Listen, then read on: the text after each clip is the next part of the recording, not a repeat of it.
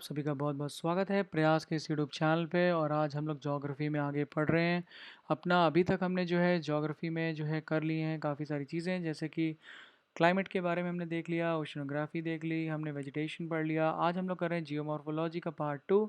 हमने पिछली बार किया था अर्थ इंटीरियर के बारे में और सिस्मिक वेव्स और अर्थ क्रस्ट के बारे में। अगर आपने वीडियो नहीं देखा है और अगर आप इसके बारे में जानना चाहते हैं तो कृपया पिछला वीडियो आप ज़रूर देखें। तो आज हम लोग देखेंगे मैग्नेटिक सिस्टम के बारे में, किस तरीके से अर्थ के अंदर मैग्नेटिक सिस्टम बना हुआ है, कैसे उसके अंदर जो है मैग्नेटिक फील्ड बनती है, कैसे उसका क्या क्या यूज़ है और उसके क्या क्या अलग अलग टर्मिनोलॉजीज़ हैं, ये सारा देखेंगे। और देखेंगे कि अर्थ के अंदर कौन कौन से अलग अलग प्रोसेस हो रहे हैं, जैसे एंडोजेनिक या एक्सोजेनिक प्रोसेसेस। ठीक है, तो आइए हम इसको शुरू करते हैं। तो सबसे पहली चीज़ जो है वो है कि एक फ़ोटो है आपके सामने। इस फोटोग्राफ को आप जरूर देखिए ध्यान से। ये क्या दिखा रहा है कि अर्थ के चारों तरफ एक इमेजिनरी लाइंस ऐसी बनाई हुई है ना, पर ये इमेजिनरी लाइंस नहीं कहना चाहिए। ये बेसिकली क्या है कि अर्थ की बेसिकली क्या है, ये मैग्नेटिक फील्ड ऑफ लाइंस हैं जो अर्थ के अंदर से मैग्नेटिक फील्ड निकल रही हैं। ठीक है ना। और ये जो है देखिए, अब एकदम सिमेट्रिकल नहीं है, थोड़ा सा अलग है। क्यों है ऐसा? क्योंकि सन से निकल रही हैं सोलर विंड्स, जो एक तरीके से यहाँ पे डालती हैं इम्पैक्ट, और उसके वजह से ये इस तरीके से आपका स्ट्रक्चर हमको मिलता है मैग्नेटिक लाइंस का। तो अभी मुझे सिर्फ आपको ये समझाना था कि एक मैग्नेटिक कवरिंग हमारे अर्थ के बाहर है। ठीक है, और किस तरीके से वो सोलर विंड से प्रभावित होती है, सोलर विंड से इसे हमारी बचाव करती है और सोलर विंड को ये अंदर अर्थ तक नहीं आने देती हैं। ठीक है, पर अब एक क्वेश्चन उठना चाहिए कि अगर हमें ये इसके बारे में पता है तो ये कैसे बनती हैं। तो अगर मान लीजिए ये अर्थ का कोर है, ठीक है, दूसरा लेते हैं। अगर ये मान लीजिए अर्थ का कोर है और ये अर्थ का आउटर कोर है, ठीक है, अर्थ का इनर कोर हो गया बिल्कुल बीच में, ये आउटर कोर, ये तो सॉलिड है, ये हल्का सा मोल्टन फॉर्म में होता है। तो जब अर्थ घूम रही है, जब अर्थ का ये ऊपर के कोर रीजन हो गया, जब अर्थ घूमेगी तो ये जो होते हैं, ये जो कोर होता है, ये भी जो है अर्थ के कोरियोलिस फोर्स की वजह से जो है इसके अंदर चेंजेस आते हैं। और ये भी कैसे मूव करता है, ये स्पायरल फॉर्म में मूव करता है। ठीक है, ये स्पायरल फॉर्म में मूव करेगा, जिसकी वजह से क्या होता है, अर्थ के अंदर से जो है एक तरह से मैग्नेटिक फील्ड प्रोड्यूस होती है और जो है अर्थ को चारों तरफ से ऐसे कवर कर लेती है, लाइक अ मैग्नेट।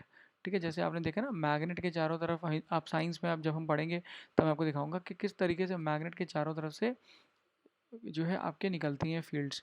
ठीक है, तो ये फील्ड इस तरीके से निकलती हैं और इस तरीके से अंदर चली जाती हैं ऊपर से। ठीक है, तो ये क्या हो गया एक तरीके से अगर देखा जाए तो ये हो गया आपका, अगर यहाँ पे एक बड़ा सा मैग्नेट बनाए तो यहाँ पे हो जाएगा आपका मैग्नेटिक नॉर्थ और ये हो जाएगा मैग्नेटिक साउथ। इस तरीके से ही आपकी मैग्नेटिक फील्ड निकल रही है। यहाँ तक आप ये पकड़ लीजिए, यहाँ भी देखिए यही चीज़ दिखाया गया है। ठीक है, नीचे से निकल रही है और ऊपर से अंदर एंटर कर रही है। ठीक है, फिर जो ये एक तरीके का आप देख रहे हैं कवरिंग बना रही हैं, आप देखिए यहाँ पे नहीं है ये फील्ड, यहाँ से ऐसे नहीं निकल रही है, ये फील्ड यहाँ से निकल रही है ना। तो क्या कर रही है, एक तरह का से देखिए ना, एक बाहर कवरिंग बना रही है ना, कवरिंग, ये कवरिंग बना रही है। ऐसे इधर भी होंगी, सामने की तरफ भी होंगी, कुछ इस तरीके से सामने की तरफ भी होंगी। तो एक ये अर्थ के चारों तरफ कवरिंग बना लेती हैं। इस कवरिंग को क्या बोलते हैं, मैग्नेटोस्फीयर बोलते हैं।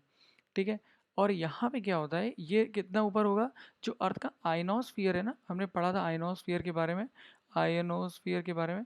तो ये अर्थ के आयनोस्फीयर के ऊपर रहती हैं। ठीक है, अर्थ के आयनोस्फीयर के ऊपर जाएंगी ये फील्ड्स। मान लीजिए ऐसे निकल रही है नॉर्थ पोल, ये मान लीजिए, तो यहाँ से ऐसे ऐसे ऐसे करके अंदर जा रही है नॉर्थ पोल के, है ना। तो ये अर्थ के ऊपर आइनोस्फीयर जो दिख रहा है आपको, आइनोस्फीयर, इसके ऊपर ही ये रहेंगी। ठीक है, ये आपका अर्थ जा रही है, तो ये इस तरीके से अर्थ के ऊपर रहती हैं। ठीक है, और क्या करती हैं, प्रोटेक्ट करती हैं किस चीज़ से, सोलर विंड से, और भी जो बाकी कॉस्मिक रेज बाहर से आ रही हैं उनसे। तो ये अर्थ के बाहर जो एक तरीके से आपको ये जो दिख रही है ना, ये देखिए आपको दिख रहा है ना, अर्थ के बाहर बनी हुई है ये रेस, बेसिकली जो एक तरीके से फील्ड है। तो इसे हम क्या बोलते हैं, मैग्नेटोस्फीयर बोलते हैं। जहाँ तक होती हैं उससे क्या बोलते हैं, मैग्नेटोपॉज बोलते हैं। और इस पूरी संरचना को क्या बोलते हैं, मैग्नेटोशीथ बोलते हैं। ठीक है, याद हो गया ना, ये यहाँ तक जा रही है देखिए। तो जहाँ पे इनका बाउंड्री होती है उसे बोलते हैं उसे बोलते हैं मैग्नेटोपॉज। ठीक है, और मैग्नेटोशीथ आपको समझ में आ ही गया। फिर क्या है कि आपका ये जो है, इसके बारे में आपको मैंने बता दिया। और यहाँ पे इसी चीज़ को यहाँ पे मैग्नेटो टेल बोल देते हैं, क्योंकि ये खिंच गया है पीछे, बस और कुछ ज़्यादा इसमें टर्मिनोलॉजी है नहीं। इसमें दो चीज़ें इंपॉर्टेंट है। एक चीज़ ये इंपॉर्टेंट है, ये है Van Van Allen radiation belt, इसको हम आगे देखते हैं। ठीक है, फिर उस पर पढ़ेंगे। बाकी सारी चीज़ें आपके लिए इतना इंपॉर्टेंट नहीं है इस एग्ज़ाम के पॉइंट ऑफ व्यू से। अगर आप इलाहाबाद हाई कोर्ट या यूपी पीएससीआर वगैरह के कर रहे हैं, ठीक है। फिर आगे क्या पढ़ना है हमें, इसके वजह से क्या होता है, इनके वजह से अब इफेक्ट क्या होगा, ठीक है हमने पढ़ लिया कि ये इस तरीके से मौजूद हैं कहाँ पर और कैसे हो रही हैं, क्यों पैदा हो रही हैं, ये भी पढ़ लिया हमने कोर वाला। पर इनके वजह से और क्या हो रहा है एनवायरनमेंट में, तो एक कॉन्सेप्ट है अरोरा करके, हमने इसको पढ़ा था। अरोरा करके जो बनते हैं, ये बेसिकली कहाँ बनते हैं, नॉर्थ जितने लैटिट्यूड्स हैं, नॉर्दर्न लैटिट्यूड्स हैं वहाँ पे, और एक ऑल्टीट्यूड पे बनते हैं, जैसे हमने पढ़ा था मीजोस्फीयर पे बनते हैं, है ना। तो ये जो होते हैं बेसिकली वहाँ पे दिखाई देते हैं, और ये रंग बिरंगे होते हैं। तो इसका रीज़न क्या होता है, क्योंकि जो ये सोलर विंड्स आ रही हैं, या जो भी एक तरह का रिएक्शन होता है इस एरिया में, तो यहाँ पे ऑक्सीजन और नाइट्रोजन मॉलिक्यूल्स के एक्साइटेशन की वजह से, एक्साइटेशन ऐसे समझ लीजिए कि उसके अंदर एनर्जी आती है और वो जो है फिर लाइट रिलीज़ करता है, उसके वजह से जो है यहाँ पे ये रंग बिरंगे ऑरोरास हमें मिलते हैं। तो मैंने आपको बताया था ना, हायर लैटिट्यूड्स जो होते हैं जहाँ पे पोल के पास, वहाँ पे ज़्यादा दिखाई देते हैं। क्यों ऐसा है, क्योंकि ऐसा इसलिए है क्योंकि यहीं पे ही सबसे ज़्यादा आपकी मैग्नेटिक फील्ड एंटर कर रही हैं। आप देखिए यहाँ पे कोई अच्छा सा डायग्राम हो तो मैं आपको दिखाऊँ। हाँ, यहाँ देखिए, ये देख रहे हैं आप एकदम किस तरीके से एंटर कर रही हैं अंदर। तो इसलिए यहाँ पे ज़्यादा घनत्व है मैग्नेटिक फील्ड्स का, तो इसलिए यहाँ पे ज़्यादा चार्ज हो जाते हैं पार्टिकल्स, और ये अरोराज आपको मिलते हैं जब सोलर विंड्स उन पार्टिकल्स पे आके टकराती हैं। इजी कॉन्सेप्ट, ठीक है। तो ये ध्यान रखिएगा कि कौन से इसके अंदर गैसेस रहती हैं, कैसे एक्साइटेशन होता है, कहाँ होता है, हायर लैटिट्यूड्स में होता है, हायर एल्टीट्यूड में भी होता है, हायर लैटिट्यूड में भी होता है, दोनों चीज़ें अलग हैं। एल्टीट्यूड हो गया ऐसे जहाँ पे आप खड़े हैं मान लीजिए, और अगर आप अर्थ से थोड़ा सा नॉर्थ पोल की तरफ चलें तो वो हो गया लैटिट्यूड बढ़ने लगता है, ठीक है। दोनों चीज़ें अलग हैं, ध्यान रखिएगा। फिर आता है जियोमैग्नेटिक स्टॉर्म, बस आपको इतना ध्यान रखना है, इसे सोलर स्टॉर्म भी बोलते हैं, और ये खतरनाक होता है अर्थ पे इलेक्ट्रॉनिक डिवाइसेस के लिए। फिर आता है वैन एलन रेडिएशन बेल्ट। होता क्या है कि जो एक जोन होता है एक तरह का इलेक्ट्रिक चार्ज पार्टिकल्स का, ठीक है। अब होता क्या है, सोलर विंड्स आ रही हैं, सोलर विंड्स आ रही हैं तो क्या होगा कि जो प्लैनेट की मैग्नेटिक फील्ड है वो कुछ विंड्स को जो है यहाँ पे कैप्चर कर लेती हैं, है ना। और यहाँ पे क्या करती हैं, जो यहाँ पे एयर मौजूद होती है या जो भी यहाँ पे एक तरीके से पार्टिकल्स होते हैं, वो क्या हो जाते हैं, चार्ज हो जाते हैं। तो उन चार्ज पार्टिकल्स की वजह से क्या होता है, ये रेडिएशन बेल्ट्स बन जाती हैं, और ये सबसे ज़्यादा खतरनाक होती हैं किसके लिए, ये सबसे खतरनाक होती हैं सैटेलाइट्स के लिए, है ना, क्योंकि सैटेलाइट्स ही यहाँ पे जनरली इतनी ऊंचाई पे रहती हैं। तो ये आपको पॉइंट ध्यान रखना है। उसके बाद magnetic north pole is thought as the pole that is, अब मैं आपको एक बहुत अच्छा कॉन्सेप्ट समझाता हूँ, ध्यान से समझेंगे तो समझ जाएंगे। देखिए, यहाँ पे ये आपकी हो गई अर्थ, ठीक है। अब ये पहले था, ये जो है अभी भी नॉर्थ पोल है, साउथ पोल है, ये तो आप समझते ही हैं, ठीक है। अब क्या होगा, मान लीजिए किसी यात्री को नॉर्थ पोल की तरफ जाना है तो वो क्या यूज़ करेगा, कंपास यूज़ करेगा। तो कंपास जो है दिखाएगा कि ये नॉर्थ है, यानी कि कंपास नॉर्थ की तरफ पॉइंट कर रहा है। तो कंपास जो है नॉर्थ की तरफ पॉइंट कर रहा है, नॉर्थ साउथ और ईस्ट वेस्ट, ठीक है। तो जब ये यूँ कर रहा है पॉइंट, यानी कि क्या होगा कि अगर ये नॉर्थ की तरफ पॉइंट कर रहा है और ये कंपास का नॉर्थ है, तो यहाँ पे कौन सा पोल होना चाहिए, यहाँ पे साउथ आपका होना चाहिए ना, क्योंकि नॉर्थ अट्रैक्ट साउथ और यह साउथ अट्रैक्ट्स नॉर्थ, दोनों एक ही चीज़ है। तो और कहते नहीं, same pole attract each other, different pole attract each other, same pole repel each other. तो अगर सेम होगा, जैसे नॉर्थ नॉर्थ होगा तो उस तरफ जाएगा ही नहीं। यानी कि जो ये आपका एक तरीके से जो ये मैग्नेटिक यहाँ पे जो होगा आपका क्या होगा, यहाँ पे आपका जो होगा मैग्नेटिक नॉर्थ पोल नहीं, बल्कि मैग्नेटिक साउथ पोल होगा, और यहाँ पे मैग्नेटिक नॉर्थ पोल होगा, ठीक है। तो यही चीज़ के अंदर बताई गई है, बस इतना आपको ध्यान रखना है, ठीक है। तो अर्थ का जो अगर नॉर्थ पोल की बात करें, तो अर्थ के नॉर्थ पोल में इस समय क्या है, अर्थ, ये अर्थ का जोग्राफिक नॉर्थ है, मान लीजिए ये अर्थ है, अर्थ का जोग्राफिक नॉर्थ है, तो अर्थ के नॉर्थ में अर्थ का मैग्नेटिक साउथ प्रेजेंट है इस समय, ठीक है। और यही डायग्राम यहाँ पे देखिए बना हुआ है, नॉर्मल देख रहे हैं आप, साउथ की तरफ चीज जा रही हैं, हमेशा बताया आपको नॉर्थ से साउथ जाती हैं। तो ये देखिए अर्थ का जो मैग्नेटिक साउथ है वो यहाँ पे प्रेजेंट है, तो ये हमको पता होना चाहिए। और इनके बीच में कुछ कुछ डिफरेंस होता है, ये देखिए जैसे यहाँ पे दिखाया रहा है, ऊपर से अगर देखें तो नॉर्थ का जियो मैग्नेटिक पोल और जोग्राफिक पोल जो है वो अलग अलग है, ठीक है। तो ये आपको ध्यान रखना है पॉइंट, ठीक है। और कितना डिफरेंस होता है दोनों में, यहाँ पे 11 डिग्री का इंक्लिनेशन दिया हुआ है, ये पॉइंट आप ध्यान रखिएगा। तो ये सारे कुछ मेन पॉइंट्स हैं जो आपको पढ़ने थे और जो मैंने आपको बताए हैं, ठीक है। और ये जो थे पोलैरिटी कभी कभी चेंज भी हो जाती है, ये फिक्स नहीं होती है, ये पॉइंट आप ध्यान रखिएगा, ठीक है। यानी कि पोलैरिटी मतलब अभी यहाँ पे साउथ दिखा रहा है तो अभी ये पलट भी सकता है, ठीक है, नॉर्थ भी हो सकता है, तब हमें रीओरिएंट करने पड़ेंगे अपनी इंस्ट्रूमेंट्स को। तो ये भी होता है और हो चुका है अर्थ में कई बार, और इसके हमें साक्ष्य कहाँ मिलते हैं, हमको इसको साक्ष्य मिलते हैं सी फ्लोर स्प्रेडिंग थ्योरी, जब हम पढ़ेंगे स्प्रेडिंग थ्योरी तब आपको वहाँ पे इसके साक्ष्य मिलेंगे, मतलब कि वहाँ पे आपको इसका प्रूफ मिलेगा। ठीक है, तो ये चीज़ हो गई। तो हमने कुछ कुछ इंपॉर्टेंट पॉइंट देख लिए हैं, आप ध्यान रखिएगा, उनको मैंने बताया आपको। और यहाँ से क्वेश्चन आएगा तो बहुत इजी सा ही आएगा। ठीक है, रीज़न मैंने आपको बता दिया कि जो है कोरियोलिस फोर्स की वजह से, और क्योंकि मोल्टन होता है अंदर आउटर कोर, तो उसके अंदर जो कन्वेंशन हो रहा होता है, यानी कि जो मोल्टन फॉर्म बह रहा होता है, उसके वजह से ही ये मैग्नेटिक फील्ड बनती हैं। ठीक है, तो मैग्नेटिक स्फीयर, मैग्नेटो और ये सारी चीज़ें मैंने आपको बता दी, जो जो इंपॉर्टेंट पॉइंट्स हैं। अब आपको क्या करना है, अपने नोट्स में से उनको एक बार देख लेना है। अब देखिए, अर्थ के ऊपर जो भी फॉर्म्स दिखाई दे रहे हैं, ये थोड़ा सा अलग चीज़ है, अब इसको ध्यान समझिएगा। अर्थ के ऊपर आपको जो भी दिखाई दे, जैसे पहाड़ हो गया, वॉल्केनो हो गया, पत्थर हो गया, कंकड़ हो गया, है ना, सॉइल हो गई, धूल हो गई, धक्कड़ हो गई, उनको बनाने के उनके पीछे दो जो होते हैं मूव मूव पहले तो अर्थ के अंदर बहुत सारे मूवमेंट होते हैं, और उसके बाद ये सारी चीज़ें बनती हैं अर्थ के ऊपर। ठीक है, तो जो सबसे पहली चीज़ अर्थ के अंदर जो मूवमेंट होते हैं वो दो तरीके से होते हैं, एक तो एंडोजेनिक होते हैं और एक एक्सोजेनिक होते हैं। मतलब एंडोजेनिक का मतलब हुआ वो ऐसे अर्थ के मूवमेंट जो अर्थ के नीचे हो रहे हैं, अर्थ के जो सरफेस है उसके नीचे। और एक्सोजेनिक वो ऐसे मूवमेंट हो गए जो अर्थ के ऊपर हो रहे हैं, है ना। तो ये सारी चीज़ें होती हैं, और मतलब इनके कई सारे रीजंस भी हो सकते हैं कि क्यों हो रहे हैं। ठीक है, तो जो एंडोजेनिक है वो दो तरह के होते हैं, एक होता है डायस्ट्रॉफिज्म करके, और एक होता है सडन मूवमेंट। तो इतना आपको डिटेल में नहीं पढ़ना है एपिजेनिक और ये सब, पर आपको ध्यान रखना है कि एंडोजेनिक क्या होता है, अर्थ के नीचे का होता है। ठीक है, और एक्सोजेनिक अर्थ के ऊपर का होता है। अब देखिए, मैं आपको थोड़े से एग्जाम्पल दिखाता हूँ इनके, और अगर आप याद रखेंगे तो आपको हो जाएगा। तो एंडोजेनिक जैसे मैंने बताया अर्थ के अंदर का होता है ना। तो उसके क्या रीज़न होंगे, कि अर्थ के अंदर जो गर्मी होती है ना, गर्मी होती है अर्थ के अंदर, वो जो गर्मी होती है ये बेसिकली हेल्प करता है इन सारे मूवमेंट्स को होने में। ठीक है, और ये गर्मी कैसे पैदा होती है, दो कारण की वजह से, दो कारण याद रखिएगा। एक तो रेडियो एक्टिव डिके, बहुत सारे एलिमेंट्स अंदर होते हैं जो रेडियो एक्टिव होते हैं, उनके डिके की वजह से, मतलब वो जब डिके करते हैं तो क्या करते हैं, एक तरह का आपको पता है ना, न्यूक्लियर रिएक्टर के बारे में आपने कभी सुना होगा।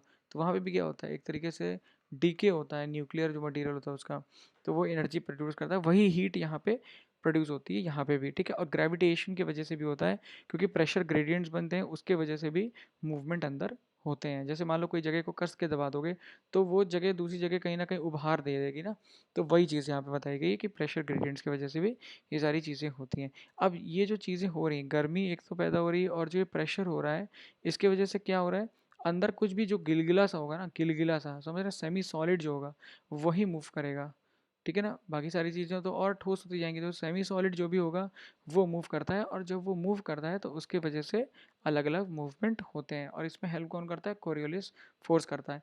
अब हम कुछ चीज़ें पढ़ लेते हैं, जैसे क्या क्या चीज़ें होती हैं। जैसे कि जब ऐसे मूवमेंट होगा तो क्या हो सकता है, अपलिफ्टमेंट हो सकता है, यानी कि लैंड फॉर्म ऊपर उठ के आ सकते हैं, समुद्र के ऊपर, या लैंड थोड़ा खुद से ऊपर। तो आपको ये सारे दिख रहे हैं, ये सब इसी तरीके से हुआ है। यहाँ पे कुछ एग्जांपल भी हैं, जैसे जो कथिवाड़ का एरिया है गुजरात में, या त्रिवेणी कोस्ट है जो साउथ में, ये सब जो है कैसे हुए हैं, अपलिफ्ट होके ही आए हैं पृथ्वी के अंदर से। ऐसी सब्सिडेंस भी हो सकता है, जैसे कि मान लीजिए जब ऐसा कुछ मूवमेंट होगा अर्थ के अंदर, तो जो सतह है वो नीचे भी जा सकती है। जैसे कि ये बर्मा का कोस्ट आप देख रहे हैं, ये पहले था, पर अब क्या हो गया, ये पानी में डूब गया। कब डूबा, 1819 में आसपास। और इसी प्रकार से जो यहाँ से आपका ये जो देख रहे हैं, अब अंडमान निकोबार के आइलैंड्स है ना, ये पहले जो थे यहाँ जुड़े हुए थे, यहाँ से पूरा ऐसे। ठीक है, और हुआ क्या क्योंकि सब्सिडेंस हुआ, सब्सिडेंस को मतलब ये पानी के नीचे गिर गया, इन्हीं सारे मूवमेंट्स की वजह से, एंडोजेनिक मूवमेंट्स की वजह से, जो अर्थ के अंदर होते हैं, और जिसकी वजह से धरती हिली और ये नीचे चला गया लैंड। तो इसके वजह से अब यहाँ पे सिर्फ क्या रह गए हैं, आइलैंड्स रह गए हैं, अंडमान निकोबार। तो ये ध्यान रखना है। फिर कुछ और जैसे टेंशन फॉर्मिंग होती है एंडोजेनिक की वजह से, एंडोजेनिक मतलब जो अंदर हो रहा है। अब जैसे मान लीजिए अंदर बहुत हीट हुई, कुछ हुआ, कंपन हुआ, उसकी वजह से क्या होगा, सड़क टूट सकती है, लैंड फट सकता है, या फिर लैंड कंप्रेस हो सकता है। जब कंप्रेस हो जाएगा तो इस तरीके से उड़ जाएगा, तो अब क्या बन जाएगा, हिल बन जाएगा, माउंटेन बन जाएगा। यही सारी चीज़ें इसके अंदर बताई गई हैं। ठीक है, तो हमने क्या क्या देख लिया, एक तो अपवर्ड मैंने बता दिया आपको। ठीक है, डाउनवर्ड मैंने बता दिया आपको, अंडमान निकोबार का एग्जांपल देके।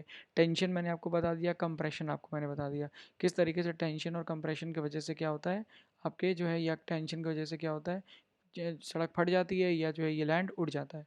तो ये हमने पढ़ लिया डायट्रॉफिज्म के बारे में, ये इनका नाम ये भी दिए हुए हैं, देखिए कॉन्टेंट फार्मिंग और कॉन्टिनेंट फार्मिंग कैसे होती है, और ये माउंटेन बिल्डिंग कैसे होती है। तो ये ध्यान रखिएगा, ओरोजेनिक जो होता है वो माउंटेन बिल्डिंग के लिए होता है, और एपियोरोजेनिक जो होता है वो कॉन्टिनेंट कॉन्टिनेंट के फॉर्मिंग के लिए होता है।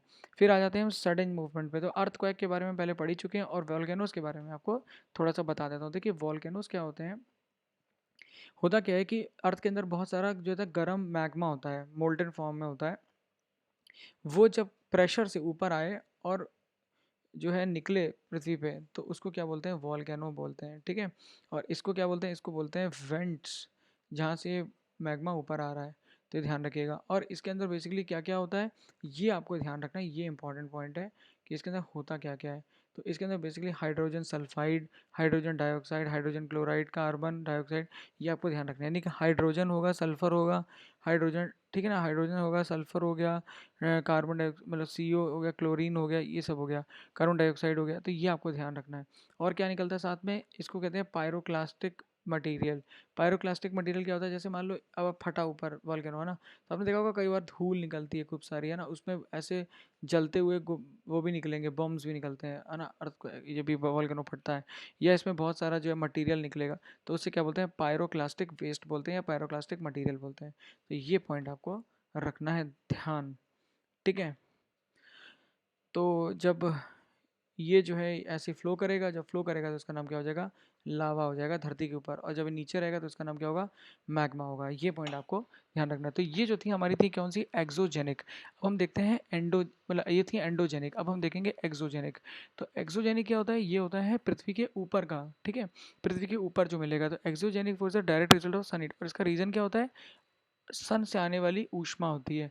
तो देखिए जो धरती है, जिससे धरती पे जो सन गिर ऊष्मा गिर रही है, ये क्या करेगा, मॉइस्चर पैदा करेगा। मॉइस्चर क्या करेगा, मॉइस्चर बरसेगा। जब बरसेगा तो यहाँ पे पत्थर वत्थर है, पत्थरों में सोख लेगा, पत्थर सोख लेगा उस मॉइस्चर को। फिर जब धूप चमकेगी तो क्या होगा, पत्थर का जो पानी है वो क्या करेगा, एक्सपैंड करेगा और पत्थर पे दरार पड़ जाएगी। ऐसे ही ये टूटता रहेगा, टूटते टूटते जो है ये और टूटेगा और टूटेगा, और ऐसे करके मिट्टी बन जाती है, समझ रहे हैं। तो मैंने आपको पूरा प्रोसेस समझा दिया, एक बार फिर से रिवाइंड करके देख लीजिएगा आप। तो कैसे होगा, एक्सोजोनिक फोर्सेस का मेन रीजन क्या है, वो है सन हीट। तो ये पॉइंट आपको ध्यान रखना है। और सन के एनर्जी की वजह से ही जो है अलग अलग चीज़ें होती हैं, विंड, प्रेसिपिटेशन, है ना, सब एटमॉस्फेरिक सर्कुलेशन हमने पढ़ा था ना पहले। तो यही सन एक बहुत बड़ा रीज़न है। इन सारे प्रोसेस को क्या बोलते हैं, डेन्यूडेशनल प्रोसेस बोलते हैं। यही कि बड़ा से बड़ा चीज़ है और वो डिग्रेड करके छोटा छोटा होता जा रहा है, इसको डेन्यूडेशनल प्रोसेस भी बोलते हैं, ठीक है। तो इसमें तीन तरह के होते हैं, एक होता है वेदरिंग, एक होता है मास मूवमेंट, और एक होता है आपका इरोजन ट्रांसपोर्टेशन। वेदरिंग में क्या होता है, बहुत ध्यान सुनिएगा, दो चीज़ें होती है, एक होता है वेदरिंग, एक होता है इरोजन, ठीक है। इरोजन क्या होता है कि वेदरिंग में सन की रोशनी पड़ी तो ये चीज़ जो भी पत्थर होगा ये एक्सपैंड करेगा, टूटेगा। पर वेदरिंग में एक चीज़ ये होती है कि ये जो है कभी भी अपनी चीज जगह से डिस्प्लेस नहीं होता है, यह होगा तो बहुत थोड़ी दूर ही जाएगा। जैसे मान लीजिए यहाँ पे एक पत्थर रखा है आपकी स्क्रीन के ऊपर, तो वो यहीं टूट के यहीं बिखरेगा, ज़्यादा आगे नहीं जाएगा, बहुत कम दूरी तक ही जा पाएगा। दूरी में समझ लीजिए पास के एरिया में ही, है ना, ज़्यादा दूर नहीं। तो इस तरीके से जो होता है उसे बोलते हैं वेदरिंग, ना के बराबर ही होता है मूवमेंट, आप ऐसे समझो नो मूवमेंट, आप इतना याद रखो। और इरोजन में क्या होता है, जो वेदर्ड हो गया है चीज़, वेदरिंग जिसकी हो चुकी है या नहीं भी हुई है, नो वेदरिंग हुई है, उसको एक जगह से दूसरी जगह डिस्प्लेस करना ही काम होता है इरोजन का। तो इसमें पानी हो गया, विंड हो गई, ये सारी चीज़ें यहाँ पे होती हैं। अब देखो यहाँ पे एक्सोजेनिक है, यहाँ पे धूल, देखो अब किस तरीके से सूरज जो है अपनी रोशनी मार रहा है इस पे।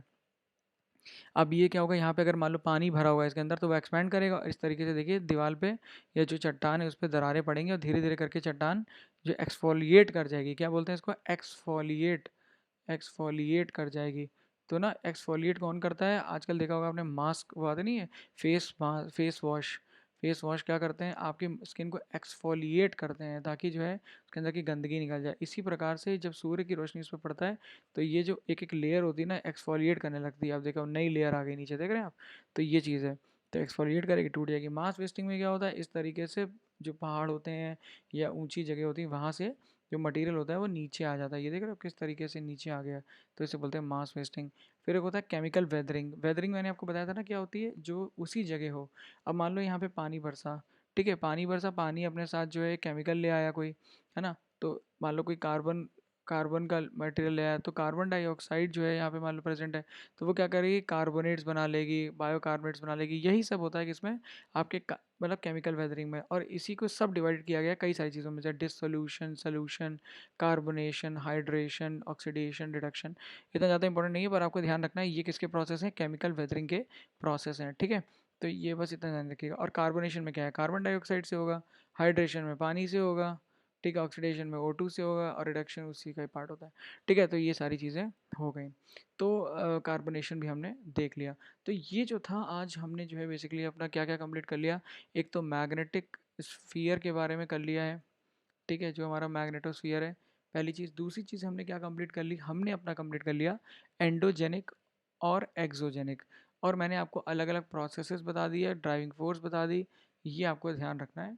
और यही पेपर में पूछ लिया जाएगा आपको वेदरिंग से कोई क्वेश्चन होगा। जैसे क्वेश्चन क्या पूछेगा कि suppose when there is a disintegration, disintegration अगर हो जाए किसी मटेरियल का at the same place, at same place, उसे क्या बोलेंगे, इरोजन या फिर वेदरिंग या बोथ।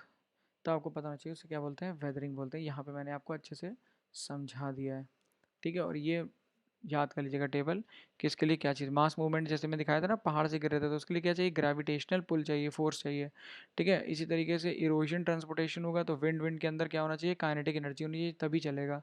और या वेदरिंग होना है तो मैंने आपको जैसे बताया, कभी केमिकल होगा तो हो जाएगा, है ना, स्ट्रेस स्ट्रेस होगा, इवेपोरेशन होगा, तब ये सारी चीज़ें होती हैं। तो आज हमने ये सारी चीज़ें पढ़ ली हैं। आप एक बार वीडियो वो अच्छे से देखिएगा, और आपके जो भी नोट्स में जो भी आप बुक फॉलो कर रहे हैं वहाँ पे एक बार रेफ़र कर लीजिएगा, तो आपको सारी चीज़ें क्लियर हो जाएंगी। तो मुझे आशा है कि आज के वीडियो में आपको बहुत सारी नई चीज़ें पता चली होंगी, और एग्ज़ाम पॉइंट ऑफ व्यू से क्या इंपॉर्टेंट था वो मैंने आपको बता दिया है। आप इसके क्वेश्चंस लगाइए और देखिए किस प्रकार के क्वेश्चंस पूछे जा रहे हैं यूपीएससी में, ठीक है। यूपीएससी में नहीं, इलाहाबाद हाई कोर्ट में है। तो जो है ये बात ध्यान रखिएगा, और जो है आप क्या करेंगे, अच्छे से तैयारी करेंगे, ठीक है। तो वीडियो देखने के लिए आप सभी का बहुत बहुत धन्यवाद, बहुत बहुत आभार। Thank you so much.